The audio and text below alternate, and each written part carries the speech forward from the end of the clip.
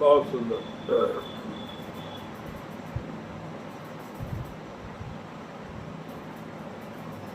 श्रीमद् भागवत ग्रंथ में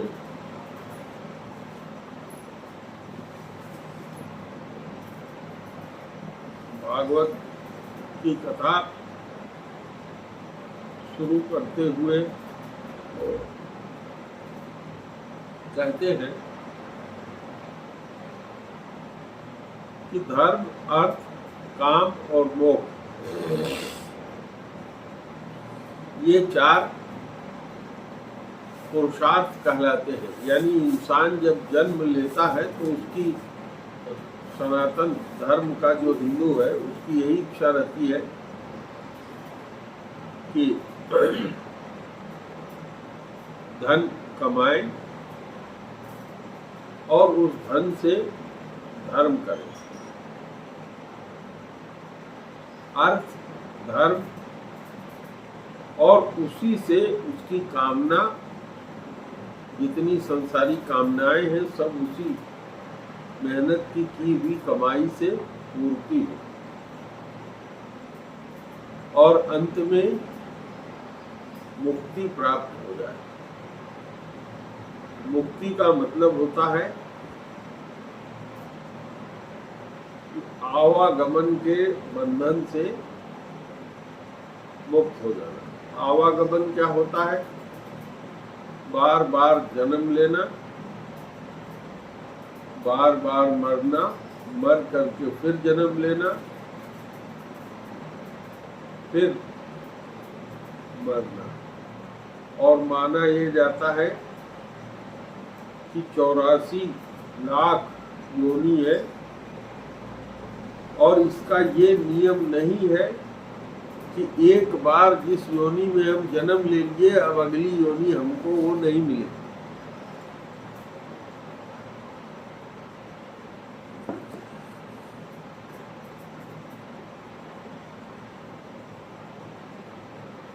तो ये जो योनि है इसको दो में बांटते हैं, अस्थावर और जंगम। यानी जो पेड़ पौधे के रूप में रहते हैं, पेड़ पौधे भी जीवित होते हैं, वृक्ष है, लताएं हैं जिससे फल उत्पन्न होता है, गेहूं है, साग है, जितनी भी चीजें हैं सब जीवित होती हैं। लेकिन ये एक जगह स्थिर रहती है, चल करके नहीं जाती। और दूसरे तरह के जो जीव होते हैं, जो 84 लाख जीव बताए गए, ये चलने वाले होते हैं, जो एक स्थान से दूसरे स्थान चल करके जा सकते हैं। तो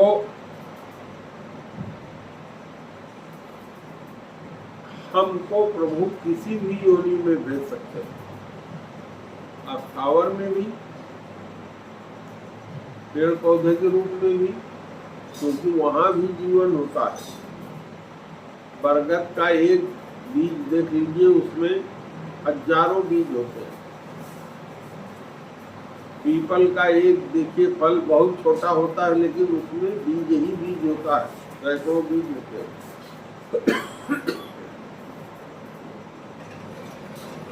तो इसी में आना और जाना, यही भव कहलाता है। और भव सागर में फिर से न आना, इसको कहते हैं मुक्ति। तो यह जो मुक्ति होती है ये साधारण नहीं होती, सबको नहीं। ये मुक्ति केवल मनुष्य ही प्राप्त कर सकता है, क्योंकि मनुष्य के अंदर अच्छा खराब समझने की शक्ति है, कर्म करने का शरीर है, कर्म कर सकता है, और बाकी जितने भी जीव हैं उनमें कर्म करने की शक्ति नहीं होती। उनका शरीर भोग योनि होता है। जैसे कोई पशु बन गया तो उसको संतान उत्पन्न करना है, भोजन करना है, प्रकृति के जितने कष्ट है उनको सहना है, और अंत में मर जाना है, फिर पैदा होना है। लेकिन मनुष्य एक ऐसा है जो यह समझता है कि नहीं, हमारा जो शरीर है इससे हम, ये हमारे लिए साधन है, इस साधन से हम कुछ और भी कर सकते हैं, और वो कुछ और क्या करना है, मोक्ष को पा सकते हैं। साधन धाम मोक्ष कर द्वारा, पाई न यह परलोक सिधारा। माना यह जाता है कि दो लोक है, एक इहलोक है जिसमें हम लोग रहते हैं, और एक पर मानी दूसरा लोक है जिसका कर्ता धर्ता स्वामी प्रभु, वो हर जीव के कर्म का लेखा जोखा रखता है, और उसके कर्म के अनुसार ही फल देता है। तो मनुष्य के शरीर के लिए कहा कि बड़े भाग मानुष तन पावा, बड़े भाग्य से ये मनुष्य का शरीर मिलता है। सुर दुर्लभ यह ग्रंथन गावा। सुर माने होता है देवता, देवताओं के लिए भी ये दुर्लभ है। ये सारे सनातन के जितने ग्रंथ हैं वो गाते हैं। और रामायण में गोस्वामी जी कहते हैं, स्वर्ग नरक अपवर्ग नसैनी, ज्ञान विराग भगत सुख देनी। यह जो शरीर है इससे हम स्वर्ग भी पा सकते हैं, इससे हम नरक भी पा सकते हैं। अपवर्ग यानी जो स्वर्ग नरक से अलग है, जिसको अपवर्ग कहते हैं, जिसको मुक्ति। स्वर्ग नरक अपवर्ग नसैनी, नसैनी माने होता है सीढ़ी। तो यह एक सीढ़ी है, क्या ये शरीर, जिससे चढ़ करके हम स्वर्ग में जा सकते हैं, जिससे चढ़ करके हम नरक में जा सकते हैं, जिससे हम अपवर्ग मुक्ति पा सकते हैं। तो ये जो मुक्ति बताई गई, ये 5 तरह की मुक्ति बताई गई।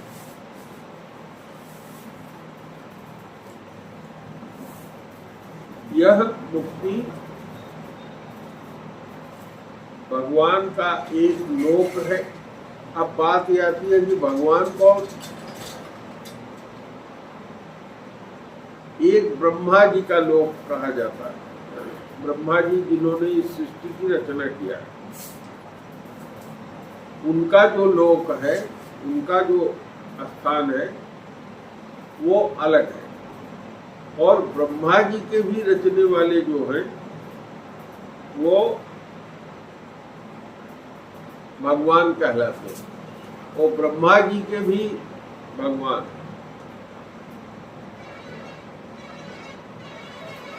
तो जीव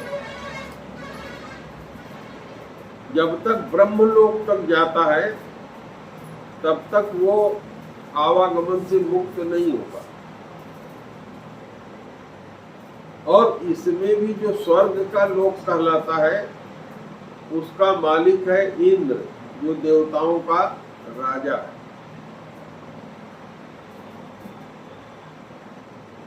इंद्र का जो राज्य है, जहां स्वर्ग कहा जाता है, इस स्वर्ग की क्या विशेषता है? यहाँ एक कल्प वृक्ष है जिसके नीचे जब जीव जाता है, हम सब लोग जीव है, वहाँ कोई स्त्री और पुरुष नहीं होता भगवान के यहाँ, आत्मा ही जाती है। और यह आत्मा जब पुण्य करे रहती है तो स्वर्गलोक में जाती है, और जब पाप किए रहती है तो नरक लोक में जाती है। जहाँ जैसे हम जलते हैं शरीर से कष्ट मिलता है, वैसे ही वहाँ भी इस आत्मा को कष्ट मिलता है नरक के लोग। और उसकी भी 7 कैटेगरी है नरक की। रौरव नरक सबसे बड़ी कैटेगरी है, खराब। और स्वर्गलोक में 11 कैटेगरी है। पहला स्वर्ग, दूसरा उससे ज्यादा वैभव यक्षलोक, गंधर्वलोक, उससे ज्यादा बृहस्पति जी का लोक, और सबसे अंतिम 11वां सुख जो है वो ब्रह्मा जी का लोक।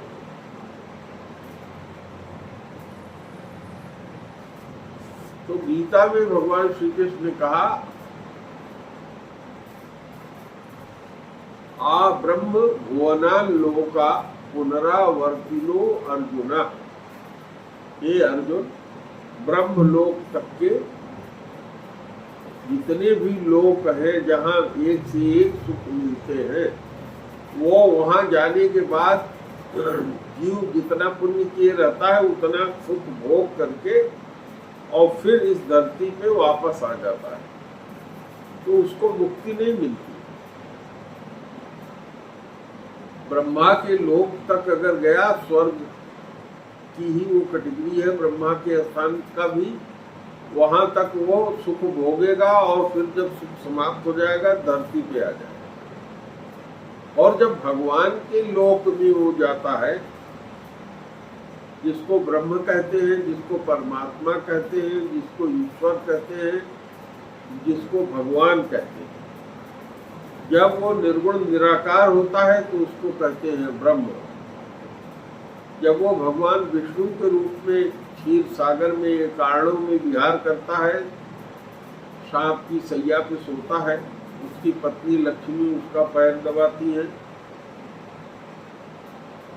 शेषनाग की सैया पे सोया रहता है, अकेले रहता है, कुछ करता नहीं है, उसके अंदर सारी शक्तियां हैं, तो वह परमात्मा कहलाता है। परमात्मा को जो पाने वाले होते हैं वो योगी लोग होते हैं, ध्यानी लोग होते हैं। ब्रह्म को जो पाने वाले लोग हैं वो निर्गुण निराकार वाले लोग होते हैं। ब्रह्म को पाने से जो सुख मिलता है उसको कहते हैं ब्रह्म सुख, और परमात्मा को पाने से जो सुख मिलता है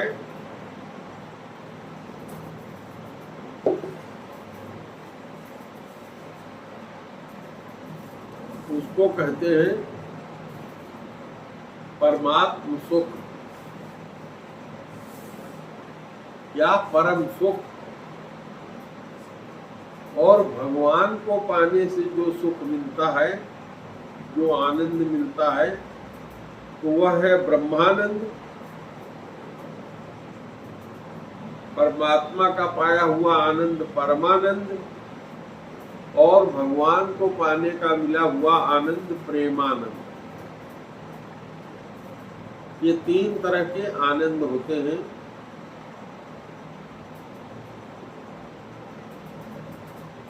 तो जो भगवान का लोक है उसमें जब लोग जाते हैं तो कुछ लोग बहुत अच्छा कार्य करते हैं और उनके मन में रहता है कि हम अब धरती पे हमारा आवागमन न हो, कहीं हम पैदा न हो, भगवान के लोक में ही हमेशा निवास करें जहां भगवान रहते हैं। तो उस तरह की मुक्ति को सालोक की मुक्ति कहते हैं। और कुछ लोग जो होते हैं कहते हैं कि हम भगवान के पार्षद हो जाएं, जैसे भगवान चतुर्भुजधारी हैं, जहाँ चाहे जहाँ प्रकट हो जाते हैं, जिसकी चाहे मदद करते हैं। तो इस तरह की जो मुक्ति होती है इसको कहते हैं सारूप्य मुक्ति, भगवान का रूप प्राप्त करने। तो सालोक्य मुक्ति, उनके लोक में रहना, सारूप्य मुक्ति, उनके रूप में हो जाना। तीसरा कहलाता है साष्टी मुक्ति, भगवान का जो ऐश्वर्य है, छोटा हो जाना, बड़ा हो जाना, 8 तरह के ऐश्वर्य उनके हैं, समस्त श्री, समस्त वैभव,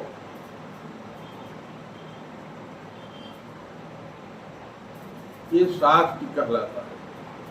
और चौथे तरह की मुक्ति होती है सामीप्य मुक्ति। कुछ लोग ये चाहते हैं कि जहां जहां भगवान जाए वहां वहां हम भी उनके साथ समीप में ही रहे, तो उसको कहते हैं सामीप्य मुक्ति। और 5वीं तरह की जो मुक्ति होती है ये कहलाती है सायुज्य मुक्ति, भगवान में ही मिल जाते हैं। जैसे पानी नदी में जाके मिल जाता है और नदी समुद्र में जाके मिल जाती है, तो वहां बांटा नहीं जा सकता कौन नदी है कौन समुद्र है, एक हो गए, एकाकार हो गए। तो ये 5 तरह की मुक्तियां जो भक्त लोग होते हैं वो कहते हैं ये 5 तरह की मुक्ति एक तरह से जेल है। भगवान का लोक मिल गया तो अब उससे आगे जा नहीं सकते, भगवान का रूप मिल गया तब दोबारा जन्म लेना नहीं है कि फिर से उससे आगे वाला प्राप्त कर सके। सामीप्य हो गया तो हमेशा भगवान के समीप रहना है और कुछ कर नहीं सकते। साष्टी की मुक्ति हो गई तो भगवान के ऐश्वर्य का भोग करते रहना है और भगवान का कभी अंत होता नहीं है। तो यह जो जीव इस तरह की मुक्तियां पा गया, यानी मुक्ति पाना मतलब माया से मुक्त हो गया, तो अब माया उसके पास आएगी नहीं। जब माया में आएगा तभी शरीर मिलेगा, तभी कर्म करेगा और तभी फिर से दूसरी मुक्ति पा सकता है। सायुज्य मुक्ति पा गया तो भी भगवान के साथ उसका एकाकार हो गया, अब भगवान से पृथक वो हो नहीं सकता, शरीर धारण नहीं कर सकता। तो ये 5 तरह की मुक्ति जो है वो दंड कहलाती है। तो जो भगवान के भक्त होते हैं ये मुक्तियां जब उनके नजदीक आती हैं तो वो पैर से मार करके उसको भगा देते हैं कि भाग जाओ, हमको मुक्ति नहीं चाहिए, हम उनको स्वीकार नहीं करते। तो किस चीज को स्वीकार करते हैं, उनको प्राप्त करने की इच्छा क्या होती है, भगवान का प्रेमानंद। यानी हम बार बार जन्म ले, बार बार शरीर मिले, भगवान की भक्ति करते रहे। और जैसे मीरा को प्रेम उत्पन्न हुआ था भगवान से, जैसे गोपियों को प्रेम मिला था भगवान से, उस तरह का प्रेम का अनुभव हम करते रहे, ये कहलाता है प्रेमानंद। और भागवत सुनने वाले उसी प्रेमानंद को प्राप्त करने का उपाय 7 दिन की कथा में सुनते हैं। तो न तो कोई भागवत बांचने वाला सुनाता है, कुछ कहानी सुना देता है, वो भी बैठ के कहानी सुनते हैं, समझ में नहीं आता कि ये कहानी किस लिए सुन रहे हैं। रामायण भी इसीलिए लिखी गई है कि रामायण में अंत में कहते हैं कि हमको प्रेम चाहिए।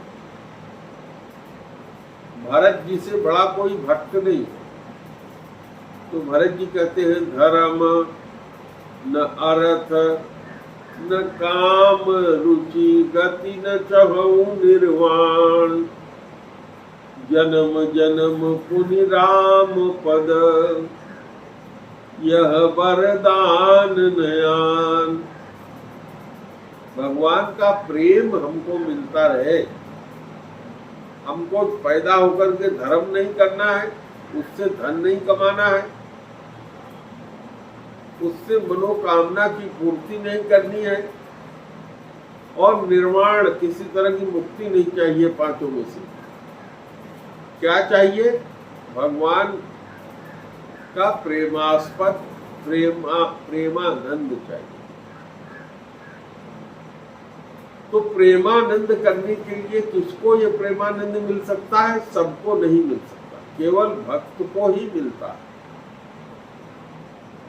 और भक्त किसकी उपासना करता है? भगवान। यह प्रेमानंद ब्रह्म को मानने वाले यानी जो निर्गुण निराकार की उपासना करते हैं उनको प्रेमानंद नहीं मिलेगा। परमानंद जो भगवान विष्णु की उपासना करते हैं, ध्यान करते हैं, साधना करते हैं, उनको परमानंद मिलेगा, लेकिन प्रेमानंद नहीं मिलेगा। लेकिन जो भगवान के भक्त हैं उनको प्रेमानंद मिलेगा। तो अब इस प्रेमानंद को पाने के लिए, भक्ति के लिए गोस्वामी जी ने कहा है, भोजन करहि तृपित हित लागी,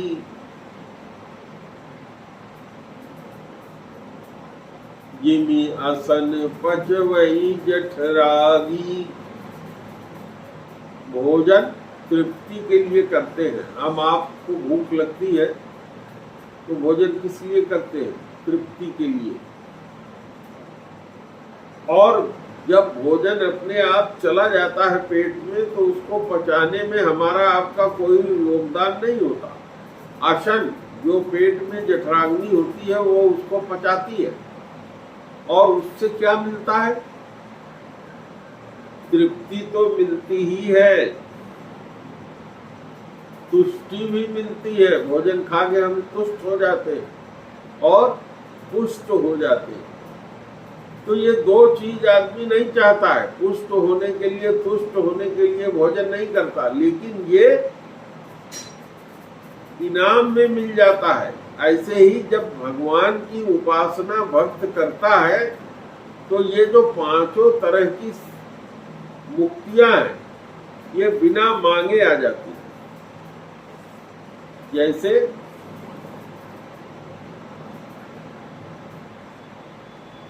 जैसे इसमें कहा कि भोजन करहि तृपित हित लागी, ऐसे ही कहा कि जो मुक्ति है वो जब भगवान की भक्ति करते हैं तो मुक्ति आके खड़ी हो जाती है। तो भक्त जो है उसको भगा देता है, हम तुमको नहीं चाहते हैं, तुम भाग जाओ।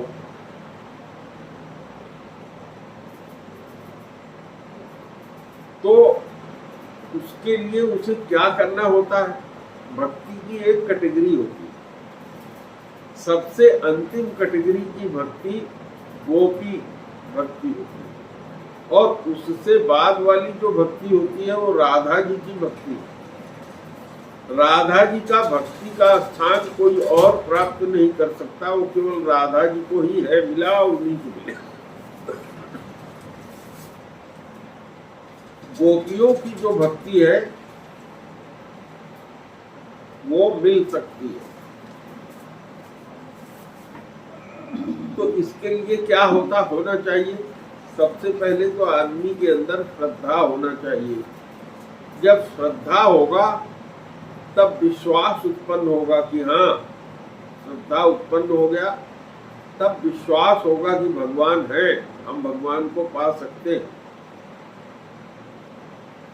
इसीलिए गोस्वामी जी ने रामायण लिखते हुए बालकांड के दूसरे श्लोक में कहा, भवानी शंकरौ वंदे श्रद्धा विश्वास रूपिणौ याभ्यां विना न पश्यन्ति सिद्धा स्वान्तः अष्टमीश्वरम। कहते हैं भवानी और शंकर की वंदना करते हैं, क्योंकि भवानी क्या है? श्रद्धा है, और शंकर क्या है? विश्वास है। तो जब श्रद्धा उत्पन्न होगी तब विश्वास उत्पन्न होगा, जब विश्वास उत्पन्न होगा तब भगवत की प्राप्ति होगी। और क्या कहते हैं? याभ्याम बिना न पश्यन्ति, भवानी शंकर के बिना यानी श्रद्धा और विश्वास के बिना कोई आदमी या कोई स्त्री, कोई भक्त अपने को भी नहीं जान सकता।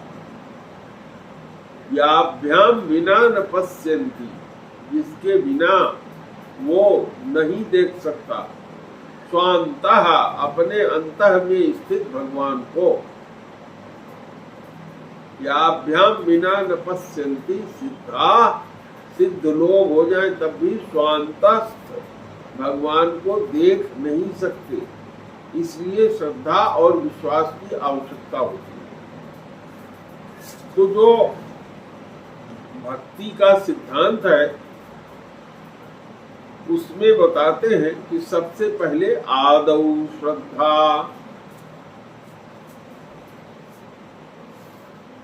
ततः साधु संगोत। सबसे पहले श्रद्धा उत्पन्न होती है, और जब श्रद्धा उत्पन्न होती है तो विश्वास उत्पन्न होता है, और जब विश्वास उत्पन्न होता है तो संतों का संग मिलता है। आदौ श्रद्धा ततः साधु संगो अथ भजन क्रिया, तब उसके बाद भजन स्टार्ट होता है। भजन माने भज धातु माने भगवान की सेवा। तो ये सीढ़ी है। सबसे पहले श्रद्धा उत्पन्न होगी, उस श्रद्धा से, श्रद्धा क्या है? शास्त्र के वचन, जो शास्त्र हमारे कहते हैं उसके वचन में श्रद्धा का उत्पन्न होना, उस पर चलना, विश्वास हो जाना। और उसके बाद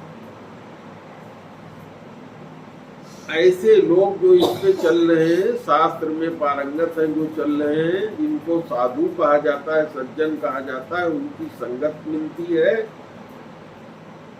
फिर भगवान के भजन की क्रिया स्टार्ट होती है। भजनक क्रिया, भज का मतलब होता है सेवा करने की रीत और नीति उत्पन्न होती है। और जब भगवान की सेवा करने लग जाता है जीव, भज का मतलब बार बार भगवान के नाम का जप करना, स्मरण करना, तो उससे क्या होता है? ततो अनर्थ निवृत्ति ही, उससे अनर्थ की निवृत्ति होती है। ये अनर्थ निवृत्ति क्या है? हम जन्म जन्मांतर से तो भक्त है नहीं, माया में पड़े हुए हैं, और सारे पाप के कर्म हम करते आए हैं। तो पाप कर्म करने का मतलब कर्जा हमारे ऊपर चढ़ा हुआ है, अरबों खरबों करोड़ों अरब का कर्जा चढ़ा हुआ है। जन्म जन्म पाप करते हैं और कर्जा चढ़ा हुआ है। तो जब हम भगवान का नाम लेना शुरू करते हैं, राम राम राम राम या कृष्ण कृष्ण राधे राधे, जो कुछ भी, तो धीरे धीरे ये कर्जा क्या होता है? कटना शुरू होता है। जो अनर्थ होता है, जिसके कारण हम नाना प्रकार से दुख में पड़ते हैं, वो धीरे धीरे मिटना शुरू हो जाता है। इसी को कहते हैं अनर्थ निवृत्ति। धीरे धीरे धीरे धीरे मन जो है साबुन जैसे लगे, उस तरह से मन निर्मल हो जाता है, स्वच्छ हो जाता है। तब निष्ठा उत्पन्न होती है गुरु में या भगवान में।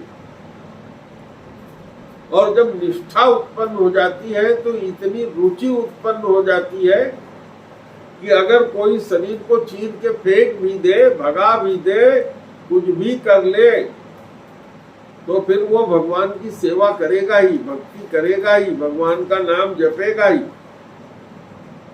और इसका परिणाम क्या होता है?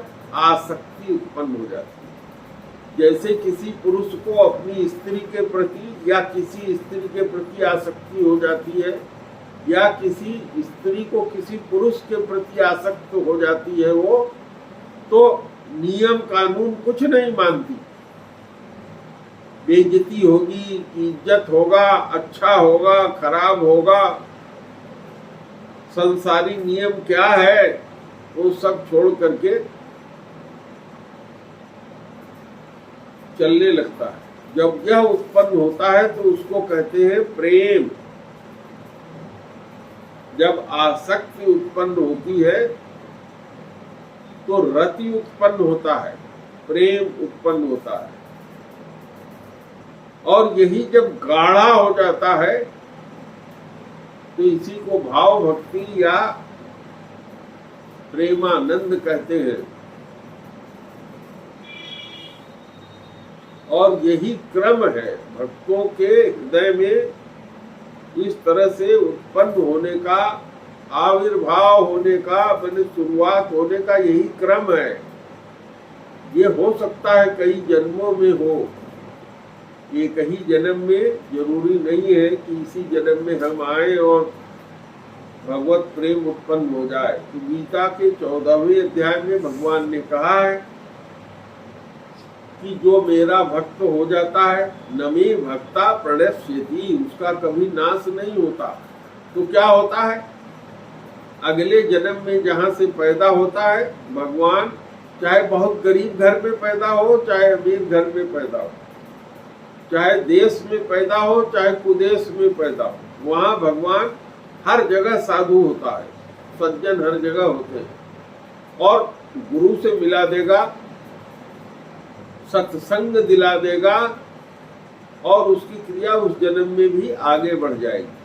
और जब अंतिम जन्म आएगा ध्रुव की तरह से, तो उसका 6 महीने केवल बाकी रह गया था भगवान का प्राप्त करने का।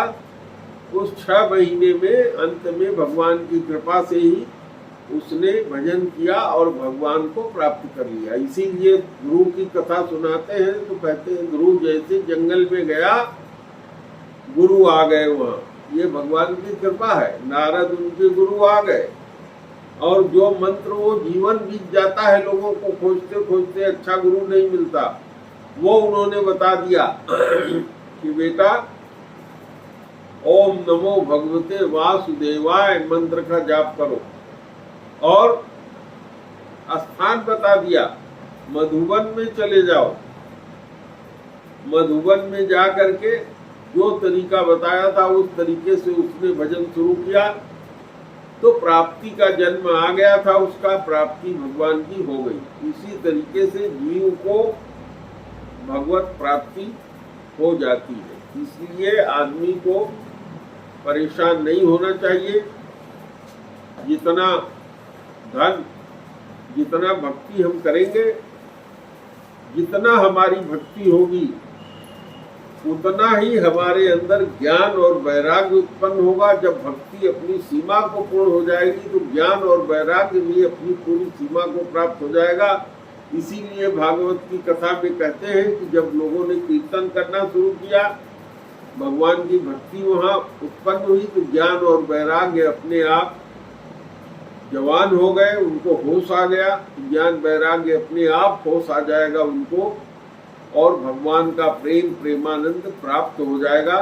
तो आज आप लोगों ने सुनना चाहा था, आज का आध्यात्म यही समाप्त होता है। प्रेम से बोलिए गुरुदेव भगवान की जय।